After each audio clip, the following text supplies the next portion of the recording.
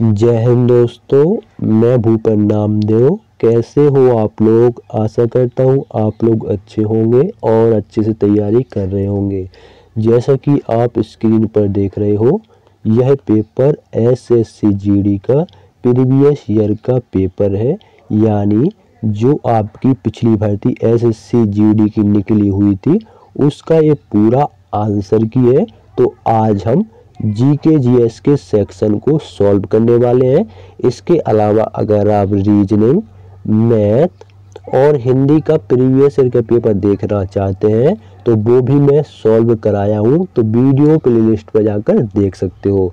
इसके अलावा आप देख सकते हो आपका exam centre, exam date, exam time, third shift का एक पेपर है। सब्जेक्ट में आप देख सकते हो कांस्टेबल जीडी एग्जामिनेशन 2022, तो पिछली भर्ती आपकी 2022 में निकली हुई थी। इसके अलावा आप वीडियो को फुल स्क्रीन पर कर लीजिए ताकि आपको साफ साफ दिख सके। तो चलिए दोस्तों, चलते हैं आपके जीके जीएस के पार्ट के यहाँ।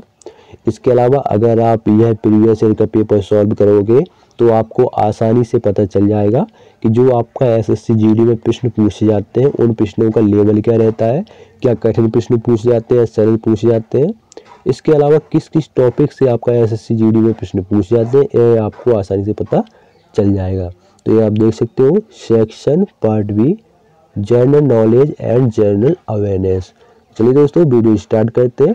अगर आप नए हो तो चैनल को जरूर सब्सक्राइब कर लीजिएगा ऐसे ही प्रीवियस ईयर के पेपर देखने के लिए। और अगर आप दिल्ली पुलिस की तैयारी कर रहे हैं तो उसके भी मैं प्रीवियस ईयर के पेपर सॉल्व कराया हूँ, तो वो भी आप देख सकते हो। तो आपका पहला प्रश्न है, गुणकांत दत्ता बोर बयान को किस नृत्य शैली के लिए संगीत नाटक अकादमी पुरस्कार से सम्मानित किया गया है? तो कौन सी किसके लिए किया गया है? कौन सी नृत्य शैली थी? तो वो थी उनकी क्षत्रिय नृत्य शैली। कौन सी? क्षत्रिय नृत्य शैली के लिए इनको नाटक अकादमी पुरस्कार से सम्मानित किया गया है। तो ऑप्शन 2 आपका बिल्कुल सही होगा। इसके अलावा अगर प्रश्न में पूछा जाए कि क्षत्रिय किस राज्य का शास्त्रीय नृत्य है, ये प्रश्न में पूछा जाता है। आपका प्रीवियस ईयर का पेपर आप उठा के देखोगे तो उसमें आपके ऐसे प्रश्न देखने को मिलेंगे। तो क्षत्रिय जो है वो आपका असम राज्य का शास्त्रीय नृत्य है। कथक जो है वो आपका उत्तर प्रदेश का शास्त्रीय नृत्य है। कथकली जो है आपका ये आपका केरल का है। कथकली के दो शास्त्रीय नृत्य, केरल के दो शास्त्रीय नृत्य हैं, एक तो कथकली, दूसरा मोहिनीअट्टम। इसके अलावा जो आपके छऊ है ये आपका अर्ध शास्त्रीय नृत्य कहलाता है। पूरा शास्त्रीय नृत्य नहीं है, अर्ध शास्त्रीय नृत्य कहलाता है। ठीक है। छऊ जो है आपका पश्चिम बंगाल में पुरुलिया छऊ के नाम से जाना जाता है। झारखंड में आपका सरायकेला छऊ के नाम से जाना जाता है और उड़ीसा में आपका मयूरगंज छऊ के नाम से जाना जाता है। बढ़ते हैं अगले प्रश्न की ओर। इसके अलावा आपको पता है कि 26 तारीख को मतलब यानी कल ही के दिन आपका एक नोटिफिकेशन एसएससी की तरफ से जारी किया गया है, जिसमें आपका एसएससी जीडी का एग्जाम डेट भी आ चुका है। आपका 20 फरवरी से पेपर स्टार्ट होने वाले हैं। कब से? 20 फरवरी 2024 से। तो ज़्यादा टाइम नहीं बचा है, नवंबर, दिसंबर, जनवरी। तो आप जितना अच्छा प्रैक्टिस करोगे तो आपका सही रहेगा, क्योंकि आपको पता है कि इस टाइम क्या हुआ था, कट ऑफ बहुत हाई गई थी। ठीक है। तो आपका मैं 2018 के प्रीवियस ईयर के पेपर, ठीक है, 2000 आपके 21 के और 2022 के मैं सॉल्व कराने वाला हूं। तो पूरा वीडियो जरूर देखिएगा और आपका जो इतने सॉल्व कराऊंगा तो चैनल को जरूर सब्सक्राइब कर लीजिएगा। ठीक है। क्योंकि आपका आप अदर चैनल पे भी देखते होंगे तो वो भी यही सॉल्व कराते हैं, अलग से सॉल्व नहीं कराते हैं। जितना भी आप प्रैक्टिस के ऊपर डिपेंड करता है, जितना आप प्रैक्टिस करोगे उतना ही आपका ज़्यादा चांस रहता है कि ज़्यादा से ज़्यादा अंक आप ले पाओ। ठीक है। प्रैक्टिस करना बहुत जरूरी है। अगला प्रश्न देखो, कावेरी डेल्टा में मुत्तरयार की सत्ता थी, वे देश के पल्लव राजाओं के अधीनस्थ थे। मतलब किसके अधीनस्थ थे? तो दोस्तों वे आपका कांचीपुरम के पल्लव राजाओं के अधीनस्थ थे। तो ऑप्शन 1 जो आपका बिल्कुल सही होगा। ठीक है। और जो आपके प्रश्न रहते हैं वो आपके बार बार रिपीट होते हैं। ठीक है। अगला देखो, तारामंडल आयशा मेजर डैश के नाम से भी जाना जाता है। तो किसके नाम से जाना जाता है? तो आपका आयशा मेजर के अलावा ये द ग्रेट बियर के नाम से भी जाना जाता है। किसके? द ग्रेट बियर के नाम से। तो ऑप्शन 2 आपका बिल्कुल सही है। ठीक है। अगला देखो, करंट अफेयर्स भी इसमें आपको देखने को मिलेगी। करंट अफेयर्स आपको 2 या 3 प्रश्न आपका करंट अफेयर देखने को जरूर मिलेगी।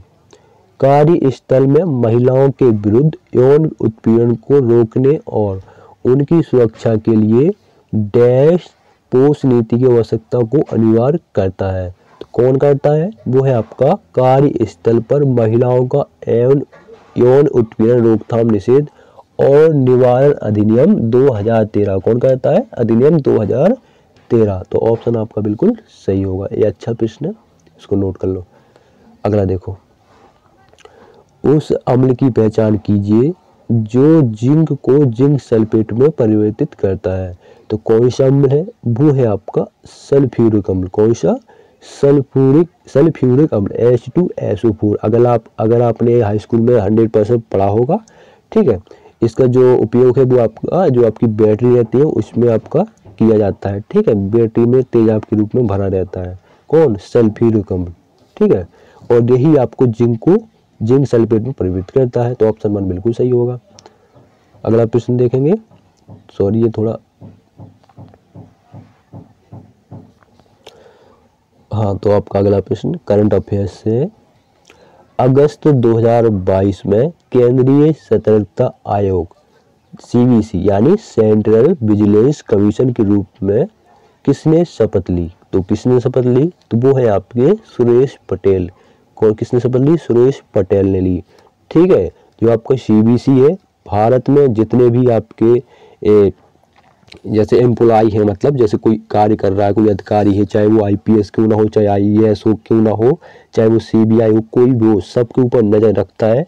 यह नजर रखता है कि कौन घूस ले रहा है, कौन घूस नहीं ले रहा। मतलब जो आपका घूस लेने का होता है ना कार्य, वो सब पर नजर रखता है, कौन धोखाधड़ी क्या कर रहा है, ठीक है। जितने भी आपके एम्प्लॉय है, सरकारी गवर्नमेंट के एम्प्लॉय, चाहे वो इंडियन आर्मी हो, किसी की भी डिपार्टमेंट की हो, सब पर नजर रखता है। कौन? CVC, सेंट्रल विजिलेंस कमीशन, ठीक है।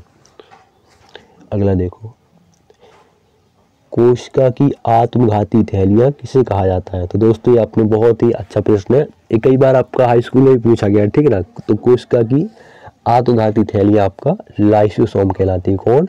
लाइसोसोम। तो ऑप्शन 1 आपका बिल्कुल सही है। बढ़ते हैं अगले प्रश्न की ओर। चलिया साहिब उत्सव के दौरान सिंधी लोग भगवान झूलेलाल के प्रति अपनी श्रद्धा की अभिव्यक्ति के लिए 10 दिन का उपवास रखते हैं। तो कितने दिन का उपवास रखते हैं? तो दोस्तों 40 दिन का उपवास रखते हैं। ऑप्शन 3 बिल्कुल सही होगा, 40 दिन। अगला प्रश्न देखेंगे। अगला प्रश्न भी आपका करंट अफेयर्स है। मार्च 2022 में भारत के निम्नलिखित कांग्रेसी नेताओं में से कौन राज्यसभा से सेवानिवृत्त हुए? तो कौन हुए हैं? वो हैं आपके पालनियप्पन। कौन?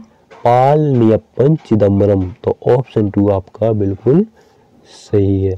अगला देखो, 6 से 14 वर्ष की आयु वर्ग के बच्चों के लिए अनिवार्य शिक्षा का प्रावधान किस संविधान संशोधन द्वारा किया गया है?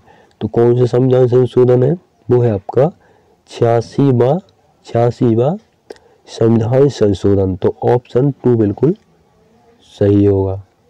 अगला देखो, संथाल नामक जनजातीय समूह, ठीक है ना, एक ही आपने सुना होगा संथाल विद्रोह, ठीक है, वही पूछा जा रहा है।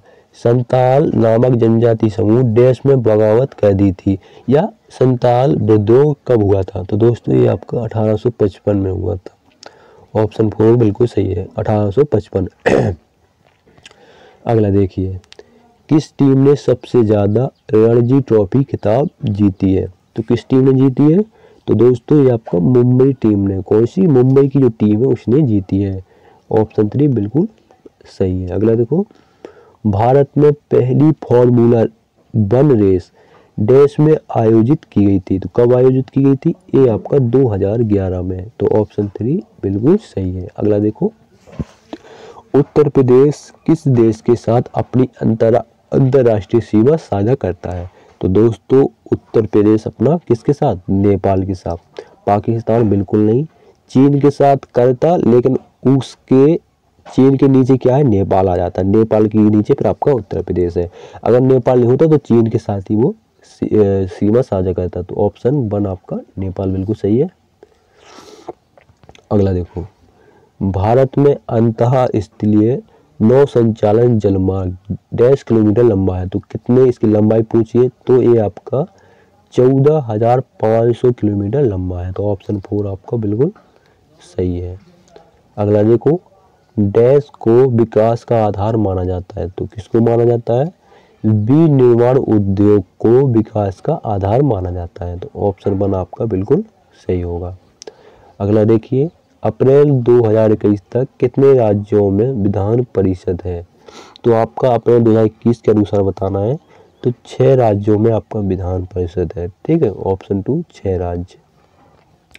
अगला देखिए, भारत में माइक्रो फाइनेंस गतिविधियों को डैश के दशक के प्रारंभ में प्रमुखता मिली। तो कब मिली थी इसको आपका 1990 में मिली। कब मिली? 1990 में। तो ऑप्शन 3 बिल्कुल सही होगा। अगला देखो, निम्नलिखित में से कौन सा नृत्य गोवा में किया जाता है? तो दोस्तों ये आपका जो फुगड़ी नृत्य है, ये आपका गोवा का नृत्य है। झूमर तो सभी को पता होगा, झूमर झूमर एक सॉन्ग भी है, राजस्थान का है।